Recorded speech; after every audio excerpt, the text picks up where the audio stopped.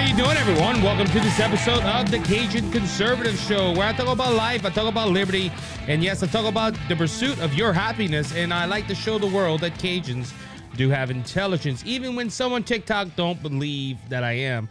Ladies and gentlemen, I put a video out on TikTok the other day, and I'm going to be honest. I'm surprised at some liberals, ladies and gentlemen, really, because you know, this is supposed to be the party of understanding. This is supposed to be the party that is tolerant. This is the party, the Democrat Party. You know, the Democrat Party that's supposed to show love and not hate. But you put a video out on TikTok, and they call you ignorant. They call you stupid. They call you everything under the book. All right, ladies and gentlemen, and look, I understand debating. Don't get me wrong. I've debated a few, I have friends that are TikTokers. I have friends that are YouTubers, and they do not all agree with me, okay? But I can have a debate with them. But when you have, I'm trying to be nice, but you put a video out, and they just, like one incident in the video, I said ask, like, hey, I want to ask you something. And instead of them, look, I have a Southern accent. I have a Cajun accent, not Southern. I'm Cajun. And ladies and gentlemen, the attacks for me, they say I mispronounce the word axe. Well, I could have. I'm not denying that. Like I said, I have a Cajun accent. And ladies and gentlemen, I mean, when he said that, we talk about, ladies and gentlemen, it just the ignorance in the Democrat Party, it amazes me. Because, and look, the whole premise of the video with TikTok was, I can't believe that people still vote Democrat. And that was the whole premise of my last podcast, was how can people still vote Democrat with everything going on? But and look, the last video, and I don't have the numbers in front of me, but it was over 200 comments. And look, people are still seeing it, and people are still commenting on it. I think over 200 comments, and half of them are done by Democrats, and all of them are saying, well, what policies are bad? What policies? It's like they're living in a utopia that we don't know about. And look, I'm sorry. And I asked somebody this the other day. I did it on the C3 podcast. Well, shout out to C3 for allowing me to be on their program. We're going to talk about that in a little bit. But I said this I asked this on C3, Culper's Canteen Cup. I said, listen, has Biden ever done anything good for this country? And they couldn't think of nothing. And look, don't get me wrong. People are going to watch that video and say, Isaac, that's just wrong. You were on a conservative podcast asking conservatives that question. Of course, there's not going to be nothing wrong. I can bring that up too. Those are the two questions I can ask a Democrat, and they will stumble on. What has Biden done good? And is your life better now than it was 4 years ago? And like one TikTok, one person that commented on that video, and you can say they're a TikToker, they commented on it. Well, you probably got a job because of the Democrat Party. No, I got a job because of myself, okay? There's a lot of liberals out there that don't want to work. They do this, trying to be an influencer to make money, and it's not about that, okay? Look, you being an influencer, hey, my goal is to do this full time as well, but if it don't happen, at least I went and get a job, and I'm working. But ladies and gentlemen, yeah, it's just a lot of confusion this week. Not confusion, but a lot of me scratching my head this week over that one video and look, last time I looked, I think it's 12.7 views on that video. Give a shout out. I got to give a shout out to C3, Culper's Canteen Cup, Roger and Josh, great hosts. Luke could not make it that night, and I really miss Luke. Luke's there. I like having all three of them there. We will have C3 on the show pretty soon. They've been on this show multiple times already. But shout out to Culper's Canteen Cup. Guys, thank you for having me on your show. I really enjoyed it. And this is speaking directly to C3. Y'all guys are amazing. Love your podcast. Everybody, if you listen to this show, go check them out. Culper's Canteen Cup. Now, there was one disagreement I did have with C3, and I'm making it public here, and they probably will text me when they hear this. They call me the second best podcast out there. They argue that C3 is the best podcast out there. Well, I disagree. I think TCC, the Cajun Conservative Show, is the best one, and they're ranked number 2. But then I got Scott Ford, so they might be a close tie for. I'm gonna get in trouble. I'm gonna get in trouble, man. See, you get a Cajun behind a microphone, he says something, he gets himself in trouble. And but no, anyway, thank you guys for allowing me to come on. Go check that out. That interview, C3, their latest episode, came out the other day, and I really enjoyed being on it. And it came out the same day as the last episode, and it was pre-recorded. So anyway, everybody, also, hold on, before I continue, I want to go ahead and tell all the veterans out there, Happy Veterans Day. Look, you lay down your life, or not lay down your life. You sacrificed more than you know. You went ahead and you fought for freedom. And look, I was never called to do that. I was never called to go into the military, but I have respect for everybody that has joined the military, because you put your personal dreams to the side, and you went ahead and you went ahead and fought for us. And I want to thank every single one of you that put on the uniform, men and women.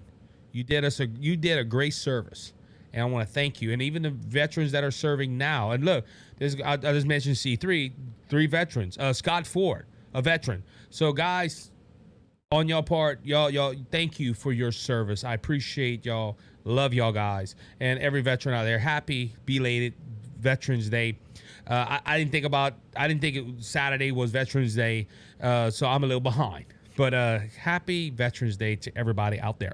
And I'm just excited. Remember to hit the subscribe button, hit the follow button, depending on the platform you're listening on. If that's on YouTube, Rumble, if that's on Apple, Google, Spotify podcasts, go ahead and just smack it. Smack that like button. Smack that hit that button. We need your help. We need your help here. Also, go check out the merchandise store in the link. Also, go check out our affiliates, HairClub and Give-A-Derm. They help us out a lot. Also, their website is in the bottom. Smith Truck and Equipment Sales, our sponsor for this episode. Go ahead and check out Smith Truck and Equipment Sales. If you're anywhere in the South, Scott will go ahead and get with you. Go ahead and check them out, and also tell them the Cajun Conservative sent you. You'll be hearing those ads in the breaks. Ladies and gentlemen, we had another Republican primary, and look, ladies and gentlemen, the first half of the week was all out news. I couldn't cover everything on the Thursday episode, so I pushed a lot to Monday and to this episode, and we're gonna have fun. But Wednesday night, and we pre-recorded before that, so it was before the Republican debate. And look, I'm gonna be honest with you, I did not watch it. Okay. On Wednesday nights, it's hard for me to watch debates right now because I'm a youth leader at our church, and I do worship. So it's hard for me unless I pre-record it, which I normally do, and watch it after. I really can't I can't watch the debates like I want to. Now the presidential debates, I'm probably going to try to do some live streams and stuff like that. We're going to see what the dates and the times are, but they normally put these things on Wednesday nights, and Wednesday night's the middle of the week, and this is why. But ladies and gentlemen, we had some fireworks in the Republican presidential debate that happened Wednesday, and ladies and gentlemen, it did cause a stir in the media, and it involved Nikki Haley and Vivek Ramaswamy. And ladies and gentlemen, I got a text message. Look, giving shout out to Scott Ford. Thank you, Scott, for sending me that. Send me X post where they had the video of Vivek Ramaswamy trashing the media. And ladies and gentlemen, it caused a stir. Now, a lot of people were asking why Vic was doing certain things, and we're going to dive into this later on, the certain things he did to get popularity. But ladies and gentlemen, it's what are Republican primary debates about? It's not about the issue, okay? Look, and the RNC and the media likes to advertise it as that. They like to advertise it that this is about issues. Now, I watch it for that. I like listening to the candidates. I like, seeing what they gotta say, and that's how I vote. All right, I always said this: if there was a Democrat that stood on my issues, and stood on things that I believed in, I would vote for them in a heartbeat. But a lot of people don't do that. A lot of people they usually tend to vote on sound bites or popularity. Donald Trump's a great example of this. Donald Trump won the presidency and in 2016, very popular president, or very popular person. And a lot of people voted on a couple of things he said, and it made great sound bites. One being the Great Wall on the southern border. Now, there's a lot of people that ask me, well, why the southern border wasn't built? Well, when you have Republicans and all the Democrats fighting against you to build a wall, you can't blame it on Donald Trump. And see, going on that point, a lot of people will say, well, Donald Trump didn't build a wall. Donald Trump proposes it to Congress. Congress has to pass it. Then he got to go through the Senate. The Democrats controlled the House and they control the Senate. But, when they had the House, the Republicans didn't want to move. So you can't blame Donald Trump. Donald Trump tried to build a wall, and he did build some wall where he could. Now, I know I'm chasing a rabbit, but ladies and gentlemen, Donald Trump was a very popular president. Well, a very popular person when he ran in 2016, and he made a lot of sound bites. Build a wall, Crooked Hillary, Lying Ted. He brought out sound bites. And ladies and gentlemen, I'm not going to take credit for this. I heard Dan Bongino, and he brought this out very clearly. And I'm like, wow, it does make sense, because what do you remember out of these presidential debates? Sound clips. What we're going to talk about tonight is the main sound clips that came out. And look, Vivek Ramaswamy on the night. This is the second presidential primary debate that he did, that he won the night. He went ahead and just blew it out the water. Why? Because he made soundbite moments, and that's what everybody talked about. And ladies and gentlemen, this is something that, and like I said, I didn't watch it. I seen clips here and there of and I heard clips here and there, and I'm like, wow. And look, this is what the media covered on Thursday night. Look, conservative media, liberal media, Vivek Ramaswamy won the night because he got the best sound bites. And this is how a lot of people like myself here are like, oh, that's good. Let's go ahead. He got some good views. And look, I'm going to be honest with you. Ramaswamy is not running to be president of the United States. I believe that. He is running to be the vice president of the United States. He's saying everything that Donald Trump would say. He's saying he agrees with everything that Donald Trump. And I honestly think, I know Donald Trump's going to be the nominee. I'm a Ron DeSantis guy, but the way that the polls are going and the way the popularity is going, we're going to have to see when it hits New Hampshire and these first states to see how the race is going in the nation. But ladies and gentlemen, it looks like Donald Trump is going to be the presidential nominee for the Republican Party. Vic is not running to be president. He says that, and he's making a good point. But I honestly think he's trying to be vice president of the United States. Look at this ticket, all right, if it happens. If it's Vic and President Trump, two businessmen, two outsiders, it's not going to be another Mike Pence, part of the establishment. And Vic might, I'm going to correct myself on this point, he might be running for president, but he knows it's not going to be this time around. He's probably shooting for 2028.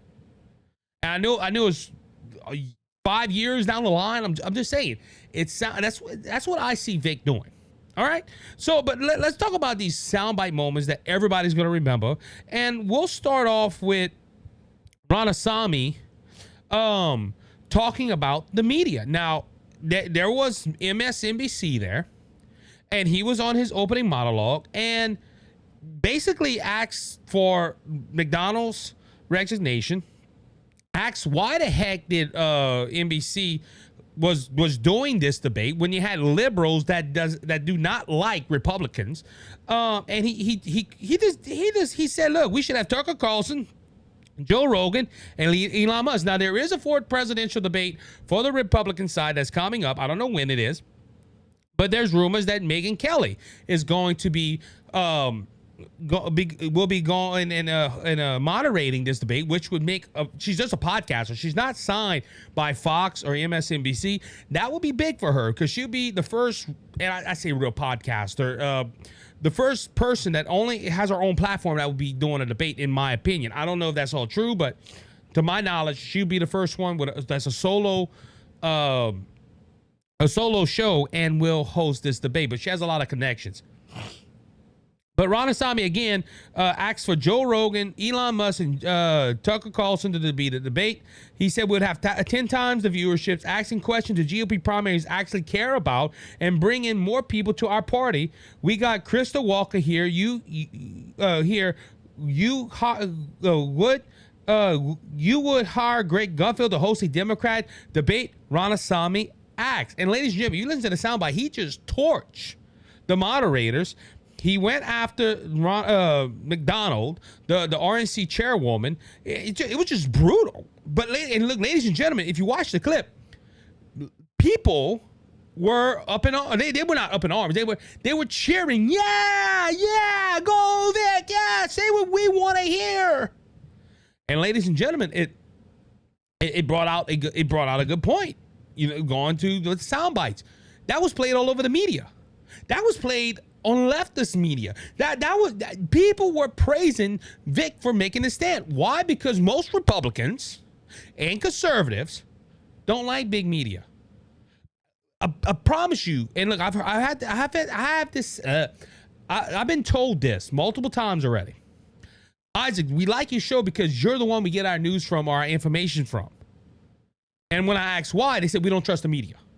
They don't have our views. They don't have our standings. They don't go ahead and understand us. And ladies and gentlemen, Vic hit it home. This is why he had cheers in the room, and this is why he went viral on X. Because, ladies and gentlemen, he did well. He spoke what the American people want to hear. Who does it sound like? Well, like I said, Donald Trump. That's how Donald Trump got the popularity to become the candidate of 2016. He said what people wanted to hear. And did he mean it? Did he is he just playing for the votes? I don't know, but ladies and gentlemen, it sounds like Vic is real sincere. Now, before we there was another incident where Vic was involved. Nikki Haley and Vic started a back and forth. Nikki Haley called him a scum, which I don't know if that was too far. Now, there was some that said Vic went too far with his statement, but I think he was just basically stating the obvious. Nikki Haley on one debate said that Vic joined TikTok and TikTok was bad and TikTok shouldn't be done by none of the by the Republican Party. And Vic just in this debate said, you know what, you're telling me that I'm on TikTok and I'm betraying America. Your own daughter is on TikTok. And look, Nikki Haley that was her daughter. Okay, I understand what she did. She said, you keep my daughter's name out of your mouth. It's better than what Will Smith said. Will Smith told Kevin Hart, keep my wife's name out of your effing mouth. But ladies and gentlemen, she didn't say that, but Vic also attacked her with heels, which was kind of funny. He said, do you want Dick Cheney with 3-inch heels? And he said there's 2 of them here tonight. He was pointing to Nikki Haley, of course, but he was also talking about Ron DeSantis. This goes to a Ron DeSantis issue with his boots. They made big, he's trying to make himself taller. He's wearing high-inch boots.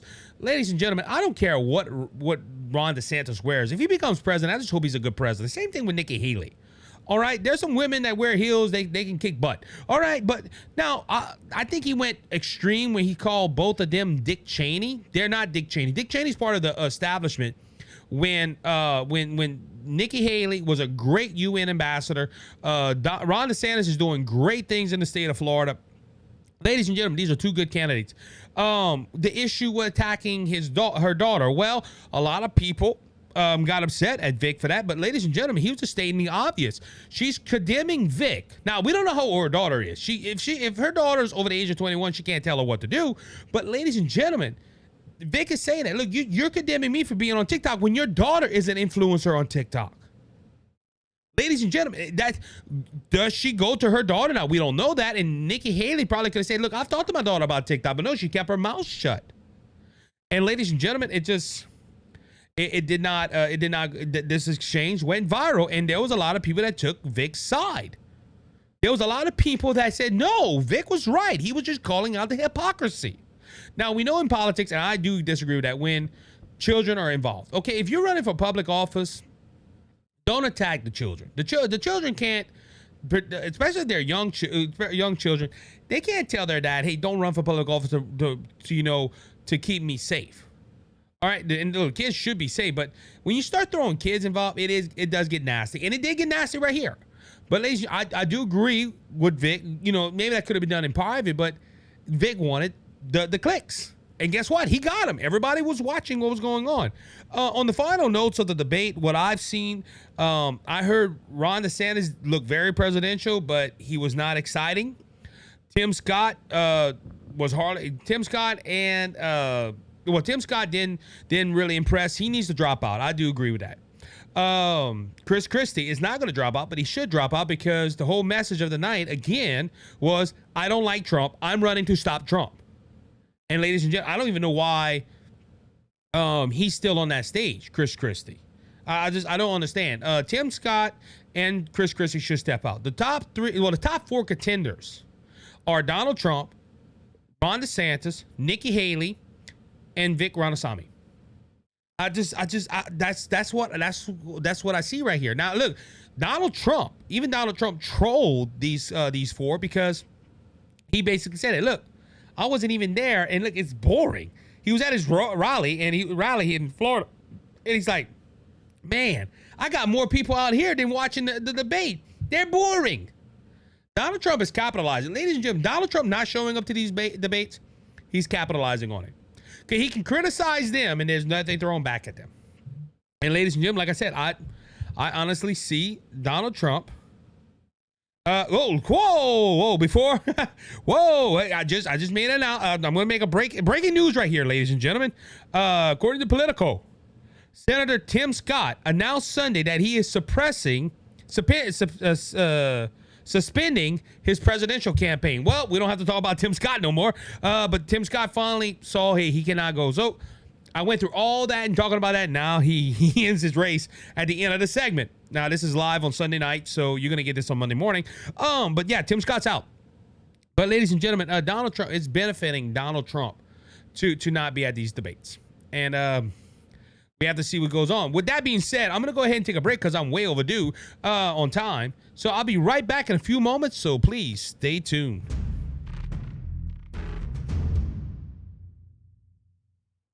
How you doing, everyone? Isaac Hayes here.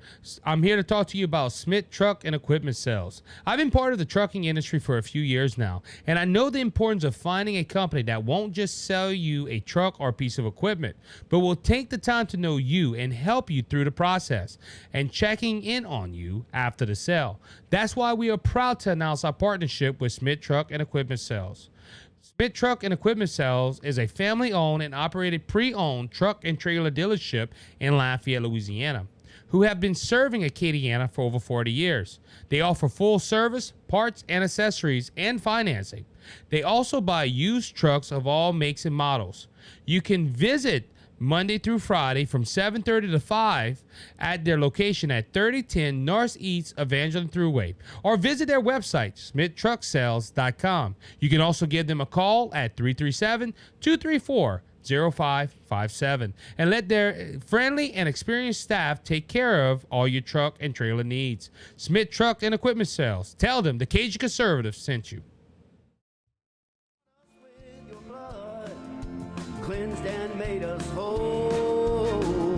Not one hub, not one soul. All right, everybody, welcome back to the second segment of the Cajun Conservative Show. Again, according to Politico, Tim Scott has dropped out of the 2024 presidential election, and look, he needed to. Okay, he needed to. On my final thoughts on that, he needed to drop out because he wasn't gaining no traction. And this is the third presidential debate, Republican presidential debate, and you're staying at the exact same polling.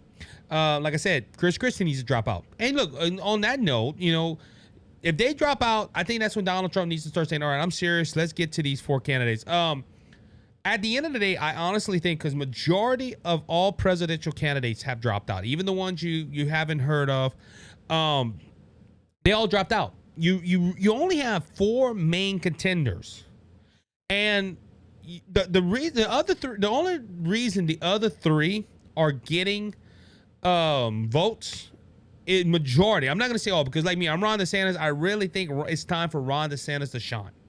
I think it's time for Ron DeSantis to gain steam. And I really think that Donald Trump was a great president. There was small issues I had with Donald Trump, but I think Donald Trump, hey, take care of your legal battles. And look, but at the end of the day, I will vote for the Republican presidential candidate. Okay, because I'm not voting for Joe Biden. And look, there's rumors out there like Vic. That was one thing Vic had, in his rant about the media. He told the Democrat Party, look, stop pussyfooting around and tell, go ahead and tell me, put your candidate out there. Because a lot of people don't think Joe Biden's it. Okay. And ladies and gentlemen, that's I'm not voting for the ones that come after him. I'm not voting for Gavin Newsom. I'm not voting for Michelle Obama. I'm not voting for Kamala Harris. The people that are up there right now, I'm not voting for them. All right, you have Robert Kennedy. I don't care if he's an independent. This is a leftist Democrat. I am not voting for Robert Kennedy. So who do I vote for? Well, I'm probably, if it's out of the four that's the top contenders right now, and you notice I'm leaving Chris Christie out of there, I would vote for one of them. Now Chris Christie, like I said, you have to hold your nose, but I don't see Chris Christie going for. And ladies and gentlemen, Chris Christie needs to go. And like I said, Donald Trump, like I said, we have to see what happens. I will say this, because look, Nikki Haley has already said bad things about Donald Trump. I don't see her as a Republican candidate. I don't even see her going as a cabinet member. But I could see Ron DeSantis or Vic being the vice president. And if that happens, it's going. But going back to my point, I went chase a rabbit. Sorry. Going back to that, I see Donald Trump's got at least 52% of the vote right now in the Republican Party, according to some polls. The other 48% that are 9 out of 10, all of those are anti-Trump votes.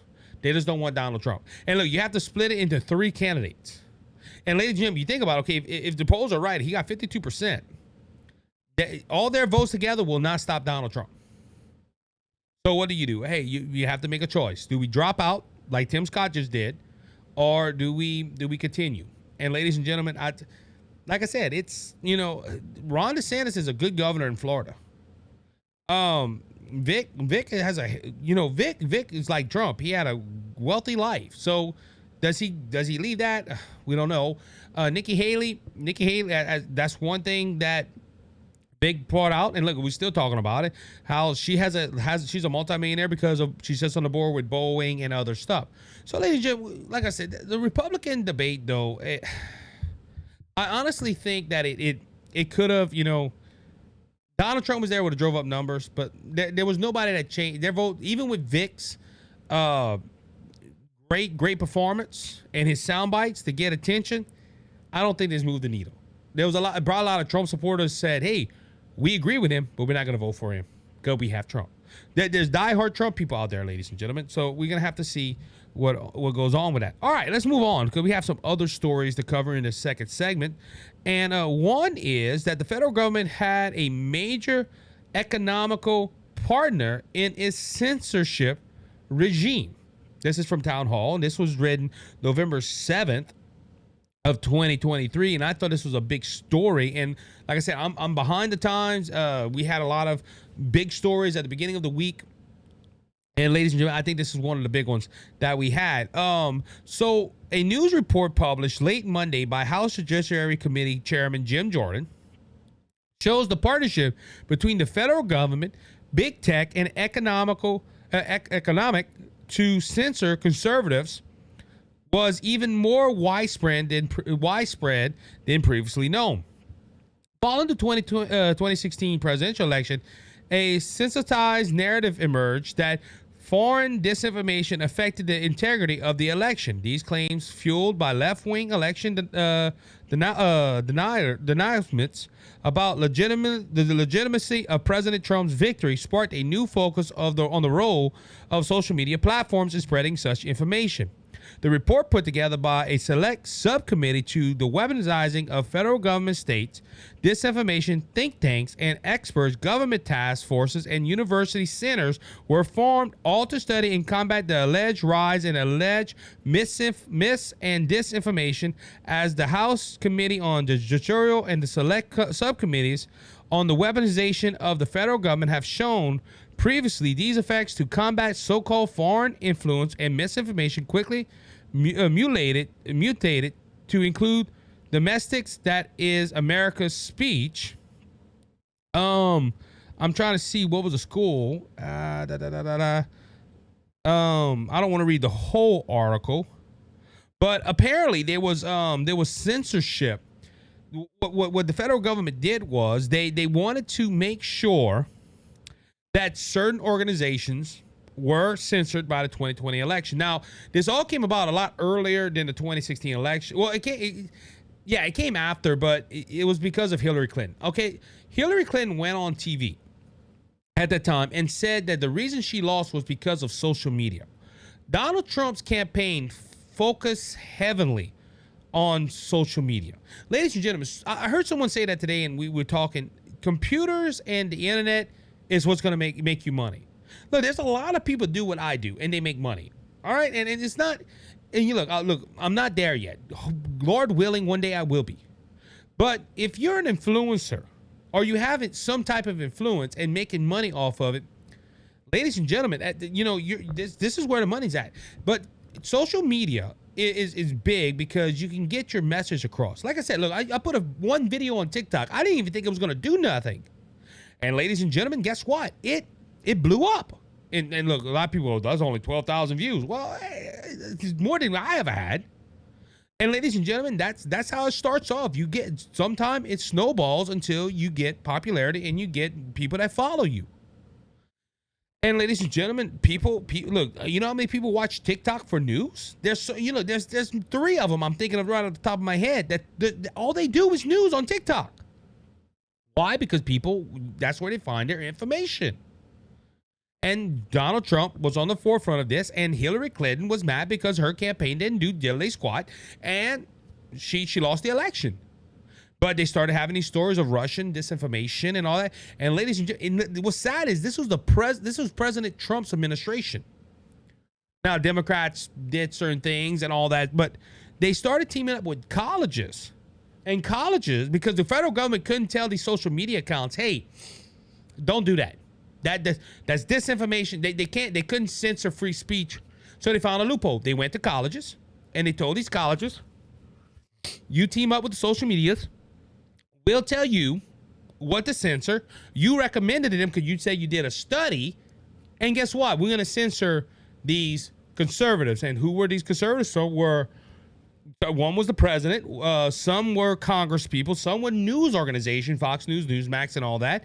Ladies and gentlemen, this is a big story.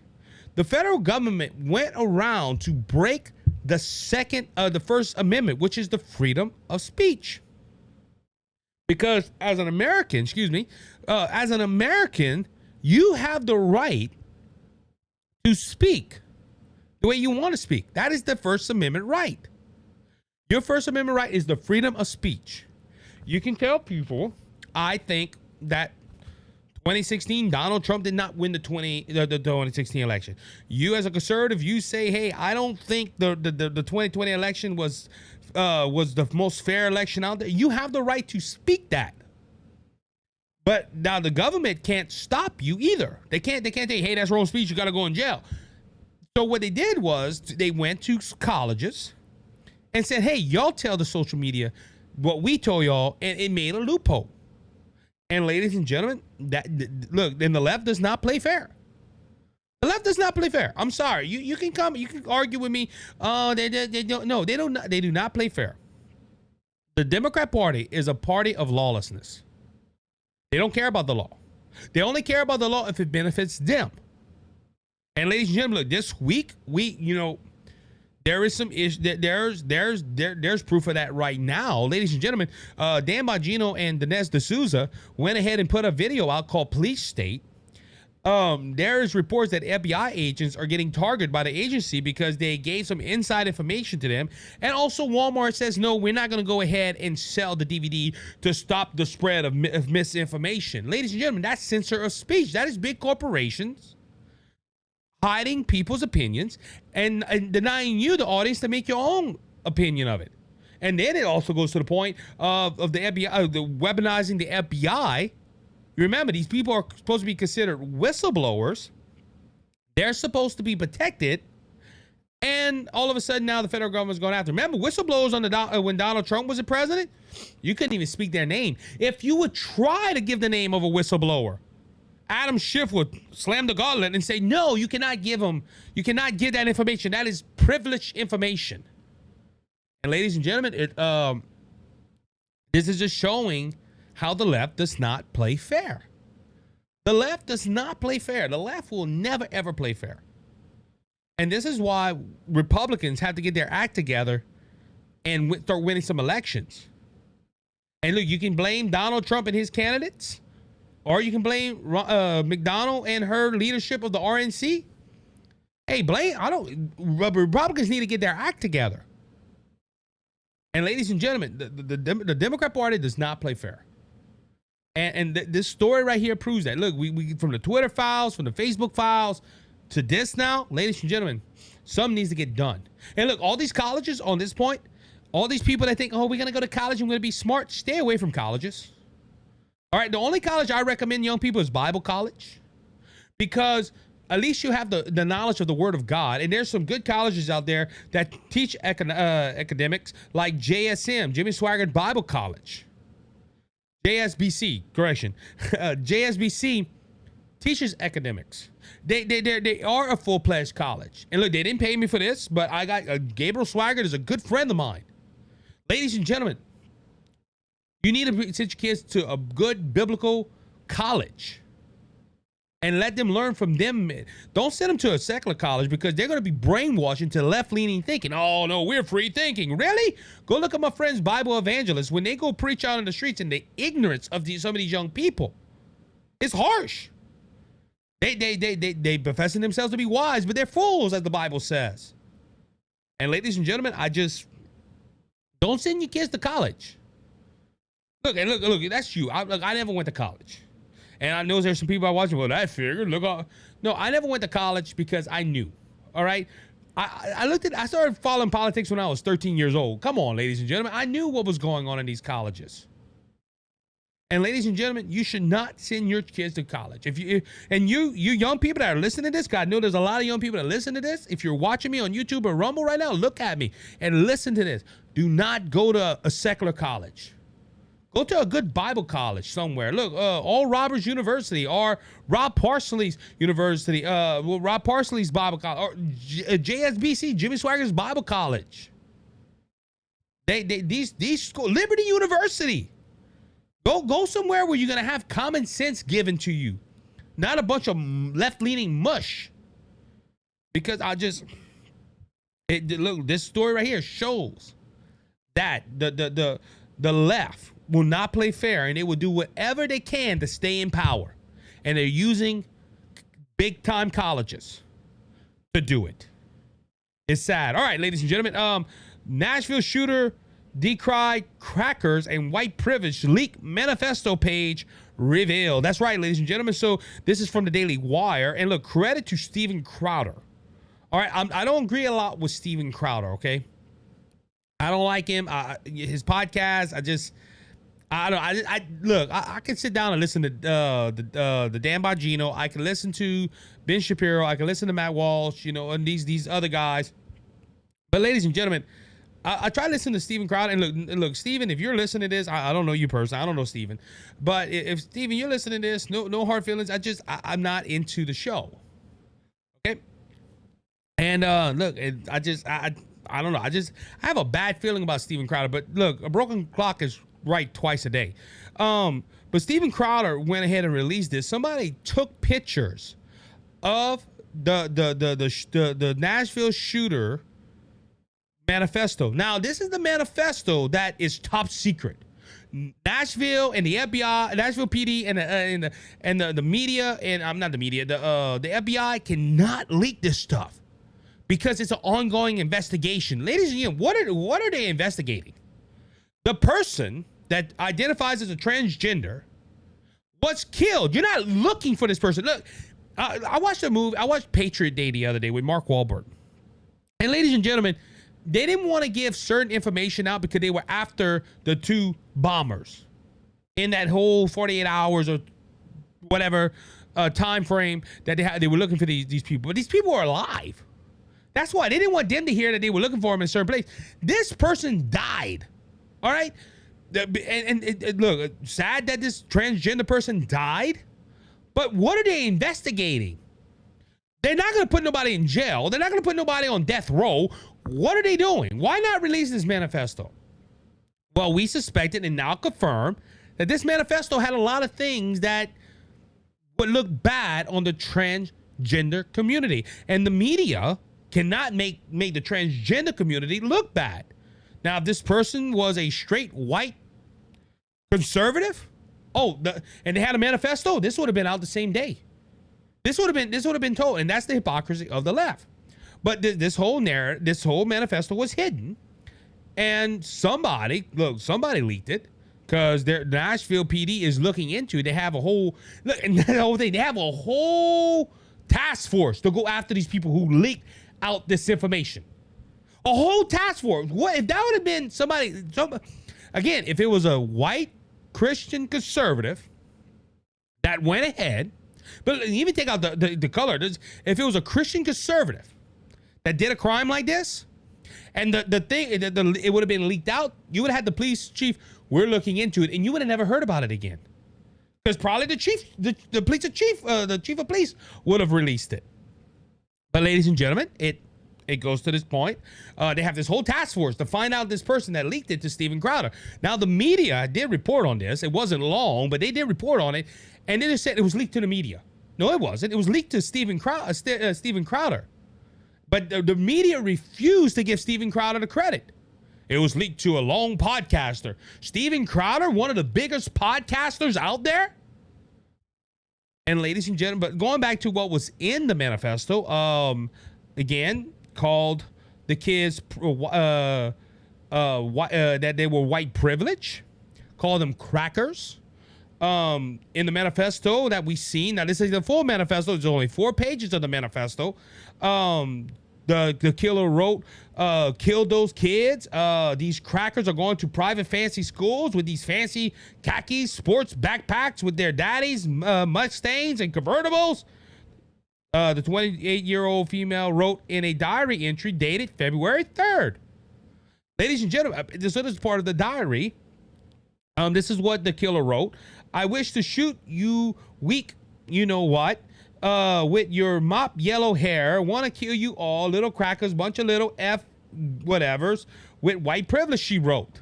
This is in the manifesto, ladies and gentlemen. This woman that was a transgender, part of the transgender community, wanted to hurt these people because she thought that there was white privilege, and she thought that religion was bad, apparently. Ladies and gentlemen, it just... Now, I said 4, but this article says 3 pages of the 3 photographs of the page of the shooter's diary were obtained by Crowder, who reported that his investigating team independently confirmed the authenticity of the images. The Daily Wire sources have also confirmed the authenticity of the pages. Ladies and gentlemen, but why was this manifesto hidden? Why? Because, ladies and gentlemen, it showed that left-leaning thinking will lead to violence. Okay, look, and look. Oh, Isaac, that's a stretch. Really? What about the pro-Hamas protests that are going on, ladies and gentlemen? What about the elderly Jewish man killed on the sidewalk because a pro-Hamas terrorist did not like what he said, or protester, not terrorist? And ladies and gentlemen, you're not hearing a lot about that. Ladies and gentlemen, a lot of people that think left-leaning, it goes to violence. Now, a lot of people are like, well, what about Oklahoma City bombing? What about this? What about that? Okay, but look, is everybody that's on the right living right? No. Do they have the weight? No, I'm a conservative. I'll admit that. But see, the left can't think that. The left can't say, well, some of our people are really extreme. And this, look, at the bottom line, this is why they didn't want this manifesto out. This is why they have a special team going look for the people that leak this information, this highly classified information. Ladies and gentlemen, this manifesto makes people that believe in white privilege, critical race theory, and others. This shows that their thinking makes people, they drive people to violence. And ladies and gentlemen, it needs to be stopped. It needs to be stopped. The left tells us, the conservatives, that we're fear mongering. But I hate to say it, they're doing the same thing. Hillary Clinton did it on The View the other day. Oh, if Donald Trump gets in there, oh, it's gonna be like that. It's gonna be like Nazi Germany, and he's gonna be like Hitler, and he's gonna take out his political opponents. She's talking about the man that has 4 trials going on right now and a civil trial because he was the president. I'm just, ladies and gentlemen, the left will accuse the Republicans of doing what they are doing. And it's sad, but it happens. All right, with that being said, we're going to go ahead and take our break, our last break of the show. We'll be right back in a few moments, so please stay tuned. How you doing, everyone? Isaac here, and I'm here to tell you about a great company called Give-A-Derm. There's a lot of skincare products out in the market today, but none like Give-A-Derm. Give-A-Derm is a great American Christian conservative company that prides itself in making skincare products that will help your skin to stay healthy. Not like other skincare products that have toxins and chemicals that can hurt your skin. Do you know what goes on your skin is in your bloodstream in 30 seconds? So you want to be careful what you put on your body. That's why Give-A-Derm products are made with all natural ingredients to keep your skin healthy. My family has used Give-A-Derm products, and we love it because it works. If you would like to try Give-A-Derm and experience this great American-made product, go into the description of this episode. There you'll find a link to Give-A-Derm and see what they have to offer you. At checkout, use the promo code BGSmedia10 to get 10% off your product. Thanks, guys. You're my peace of mind. When this old world seems to get me down. All right, everybody, welcome back to the third and final segment of this episode of the Cajun Conservative Show today.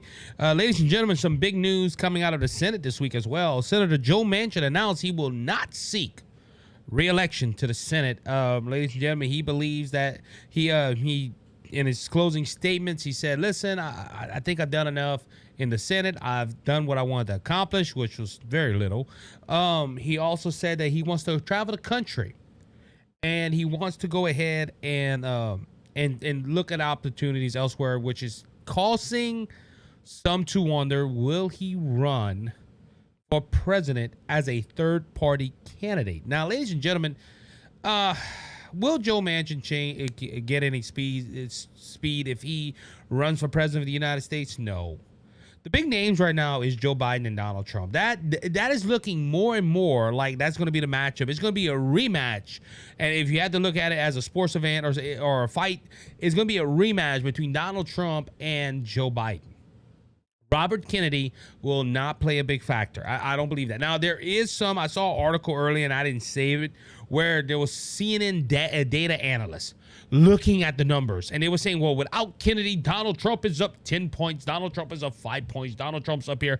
But if you put Kennedy in the mix, Kennedy and Trump's tied. Kennedy and this, that. And look, I'm like, really? Okay, conservatives. And I'm going to make a bold statement right here. If you're a conservative and you're thinking about Robert Kennedy for president of the United States, get your head examined. I'm not trying to be rude. I'm just being brutally honest right now. If you are a conservative and you're thinking of Robert Kennedy for president of the United States, you need to get your head examined.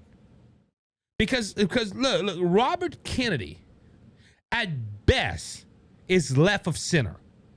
And if you hear his speeches, if you hear his ideas, he is not a conservative. He is pushing left-leaning agendas. He will not be in the middle. He will not be for you, the American people.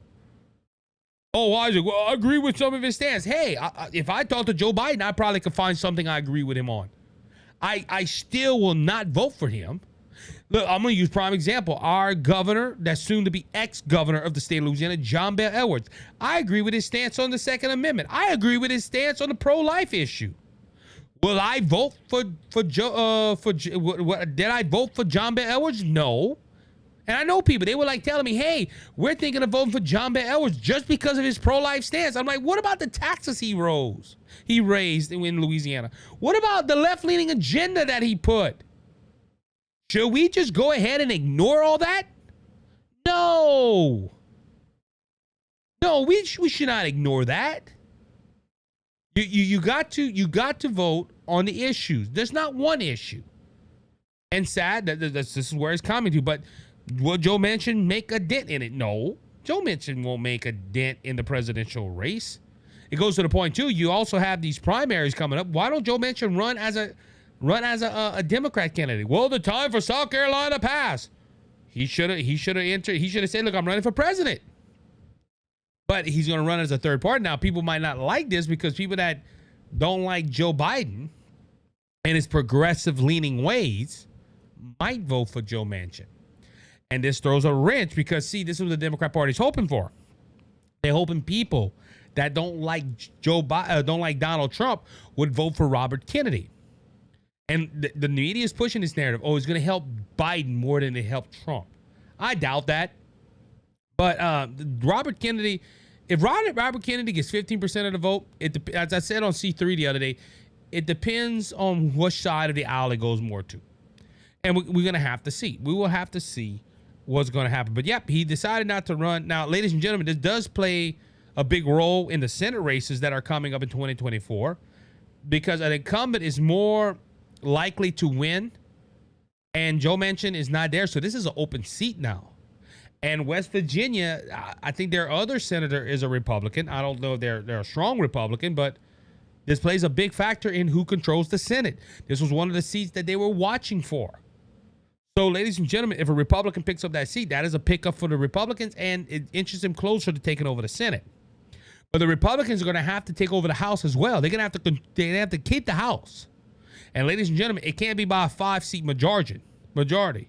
It has to be more. And this is where Daniel is going to have to do her job and get these people elected. I even heard, this is another article I saw earlier, that Democrats are spending way more than the Republican Party right now. I think like 3-to-1 ratio of money that is going. Now Democrats have to do that because the Democrats they got to start early because they're not popular. I don't care what people say. The Democrat Party is not popular here in the country. And they got to send that money to get ads and to show people that, listen, we are for the people, and they have to do it. And now this is the problem with Republicans. This is what they don't like spending money. I understand a conservative is about saving money, but come on. You got the Democrat Party outspending you. That's why you're losing races. But we're popular with the people. Popularity does not win contests. Oh, yes, it does. We got votes and everything.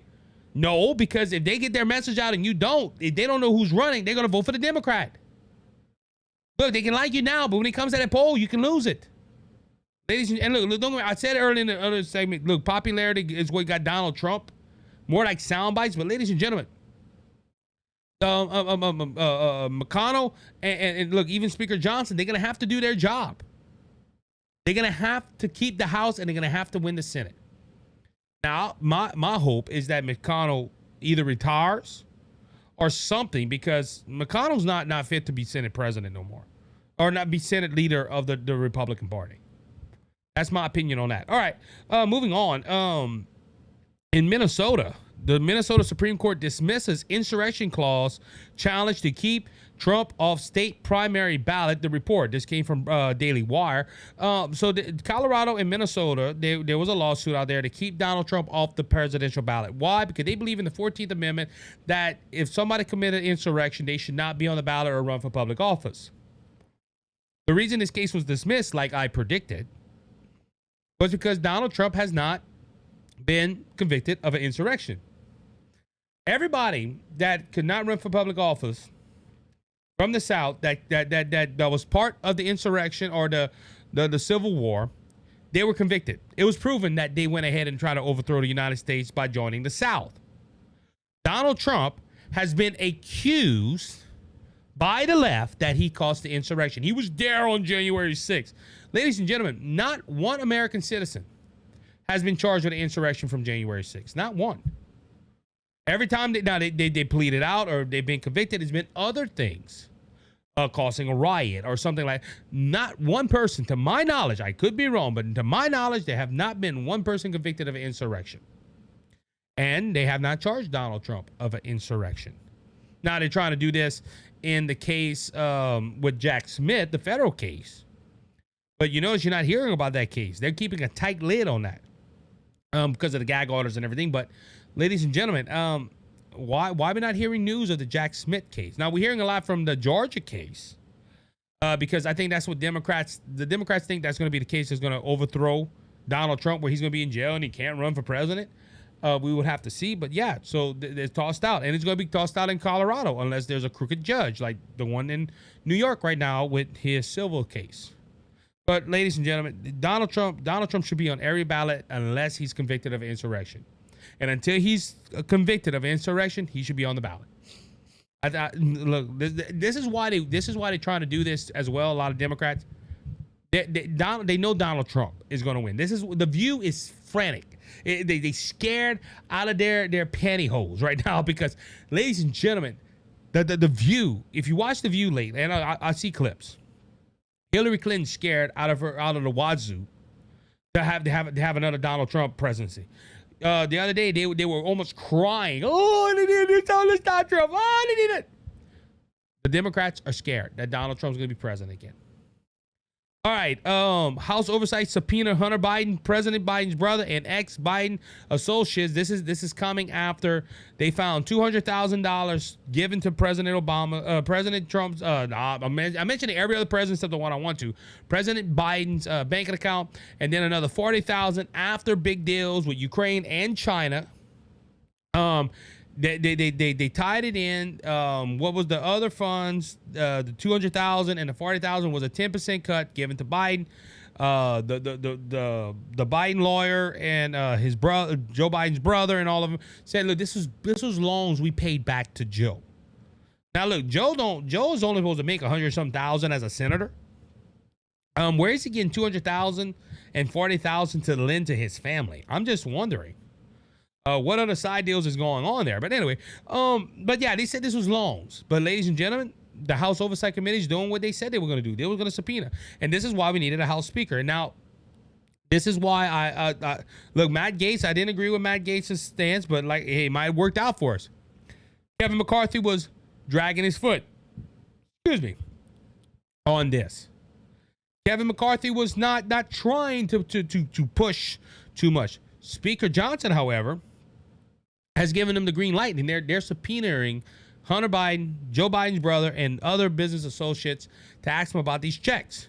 And ladies and gentlemen, this is scaring the White House. Why? Because they're making claims that there is no evidence. KGP says there's zero evidence of Biden involvement in alleged fraud after son brother subpoena. Ladies and gentlemen, she's going in there and said there's zero evidence. When Congress has a $200,000 bank stub and a $40,000 bank stub after big deals in China and Ukraine. Isn't that evidence? Now, ladies and gentlemen, everybody's innocent until proven guilty. I will hold to that. I don't care who it is. But ladies and gentlemen, it's not looking good. It is not looking good for Joe Biden right now.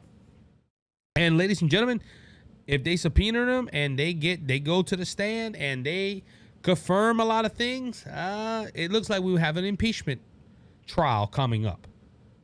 And ladies and gentlemen, it's sad that we have to go this route, but Joe Biden needs to be removed out of office. Why? Because he is compromised. Now, this week, and Donald Trump said that Kim Jong-un is going to see a weak guy, but there is a meeting coming up of Kim Jong-un and President Joe Biden in California to talk about the Taiwan issues and stuff like that. But ladies, will Biden be strong? No. He's going to start talking strong. Kim Jong-un's going to show him some Bluebell ice cream, and guess what? Biden's gonna get sidetracked, or he's gonna. I'm gonna tell you, Kim Jong. You want to hear about the Amtrak train, the conductor, which has been proven false. No, but Kim Jong Un is not scared of Joe Biden. All right. But going back to this, and look, we've been following this very closely. Joe Biden, I believe, had some business and knew a lot more than he let on. Now, this goes to another case as well. It's funny how the Democrats and the White House is moving the goalposts. At one time, Biden said, "I didn't talk to my son at this time," but now it's like, "Oh, we were not involved in their business dealings," and they have an excuse. They have to cover up their lies with other lies. But according to Kim Jong-un, not Kim Jong-un, Karine Jean-Pierre, there is zero evidence. Zero evidence. There's no evidence. She must be getting her information from CNN or MSDC. So, ladies and gentlemen, is this good? Like I said, well, we have to see. Now, this is a different as well. A lot of people are saying, well, there's no evidence. That's why Jim Comer and Jim Jordan are taking forever. No, they're trying to collect the evidence. And ladies and gentlemen, you're going to see partisanship like no other. If all this evidence comes out in a trial, an impeachment trial, and Joe Biden is not convicted by the Senate, because I don't think they're not going to be 11 Democrats vote to impeach Joe Biden. But they have to have, and look, I honestly think if they go ahead and say, no, we're not going to vote, and the American citizens see all this evidence that he did something wrong and he does not get convicted, I think a lot of Americans are going to be upset. And we're going to have to see, ladies and gentlemen, we're going to have to see, because look, nothing surprised me with the Democrat Party. Like I said, my last TikTok video, if I show you the comments on the screen, you would be like, Isaac, really? There is some people that got their head up, you know what, so far up that they can't see what's going on. All right, we're going to go ahead and talk about one more story. And ladies and gentlemen, another mostly peaceful protest happened in Delaware this week. And ladies and gentlemen, it involved the President of the United States. The President of the United States, once again, was spending a nice, quiet weekend in Delaware.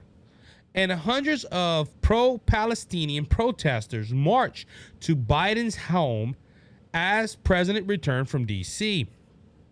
President Joe Biden is returning to his Delaware home on Saturday, only short distance from 100 of protesters accusing him of genocide. Biden is returning to his residence in Wilmington after delivering a Veterans Day address at the Delaware as the Delaware Palestinian March commenced in the same area. This was some chance that this mostly peaceful protests, as mainstream media riot, says, Biden, you can't hide. We charge you with genocide. It's funny how a lot of these left-leaning people, and the reason I say left-leaning, because you have a lot of the squad members that are they're more pro-Hamas than there are American. They come up with these slogans. Biden, you can't hide. We charge you with genocide. Ooh. Now, look, a lot of things I disagree with Joe Biden on. I just said I can look hard. I could probably find something I agree with Joe Biden. This conflict, his statement is like, I want a ceasefire for 3 days to give humanitarian aid to the Gaza's people, which would not go to the Gaza people. It will go to Hamas. They already proved that a lot of these hospitals that are getting this humanitarian aid is going to Hamas already. They're in the hospitals waiting for it. But they want Biden. I don't agree with that. But at the same time, I do agree with him saying that Israel should defend himself. But the Palestinian people all over the world are saying, please, Biden, call for a ceasefire, which Benjamin Netanyahu already said, we are not doing a ceasefire. But ladies and gentlemen, these people are accusing Biden of genocide. Ladies and gentlemen, look, and according to Hamas, which I don't believe further than I could throw the moon, that there's 10,000 Palestinians that died. Now, they don't add, they're not telling you if that was Hamas war criminals or Hamas soldiers. We just had 10,000 Palestinians die. Yeah, well, how many of those were soldiers? You're not hearing that argument. But ladies and gentlemen, they're calling Israel's genocide. Let me remind all my audience, Hamas was the first ones to go into Israel and kill 1,400 people.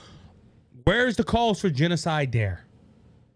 Where's the call for the Jewish people about genocide? But yeah, they started marching to the president's house. And ladies and gentlemen, protesters pushing for Biden to push for a ceasefire in Gaza as Israel continues to all that.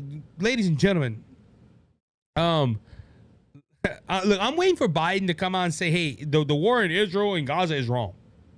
Because, ladies and gentlemen, look, I hope he stands his ground. That's one thing I hope President Biden does, is stand his ground and stands with Israel. But, ladies and gentlemen, this right here, look, I'm going to repeat something I said earlier. Who are the ones inciting violence? Okay, this is not conservatives. This is not pro-Jewish people that are run up to the president's residency and say, hey, we demand you to do a ceasefire. Or we demand you to stand with Israel and tell them to throw the atomic bomb and all. No, we're not doing that. But ladies and gentlemen, these people are going up to government buildings.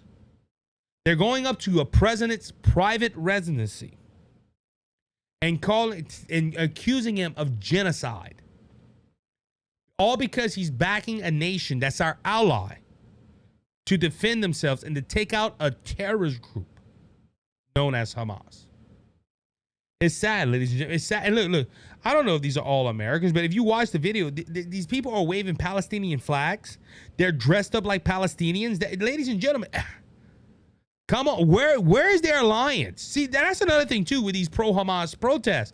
A lot of people are like, oh, they're American citizens voicing their opinion. Where do they align themselves with? If you're an American citizen, the only flag that you should care about is the American flag.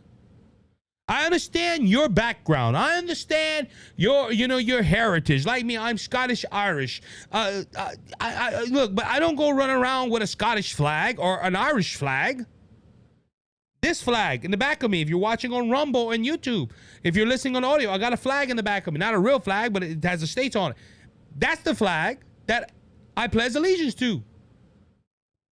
You're not going to see me going run around with another flag. Ladies and gentlemen, do these people really care about the benefit of America? No, they're waving Palestinian flags, meaning that their allegiance is to Palestine, not America.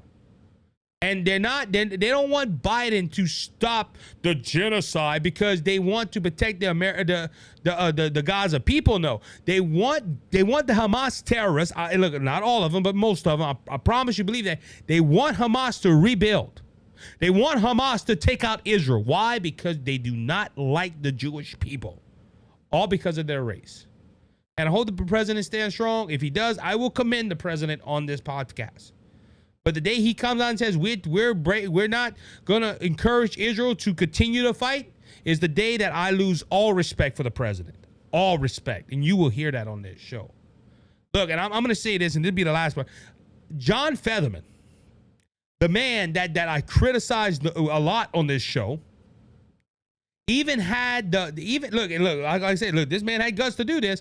And there was a pro-Palestinian protest in Washington, and John Featherman walked out with a small Jewish flag waving it. Look at this. I'm supporting the Jewish country, the Israel. I'm supporting Israel. And people got mad. How dare he go outside with a small Jewish flag and offend those people?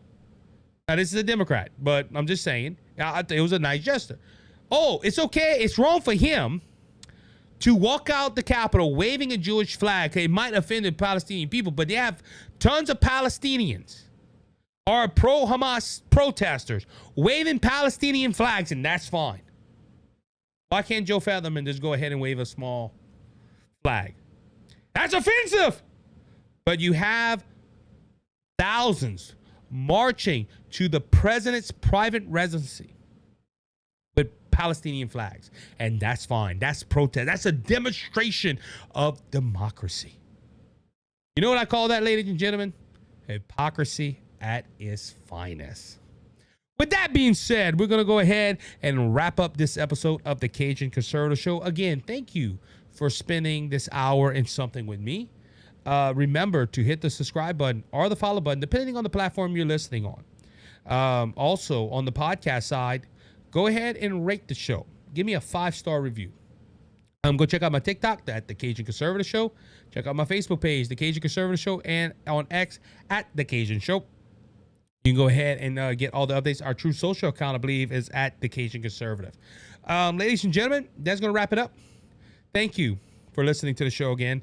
Remember that Jesus Christ is King, and he's coming back, and he's coming back real soon. So don't be faint of heart. With all the world's troubles and trials, he has conquered the world. If you want to know Jesus, your Lord and Savior, reach out to the show, and we will tell you how to make Jesus your Savior in heaven, your home. So until next time, be blessed, be encouraged, and we love you. Thank you, Cajun Conservative Nation.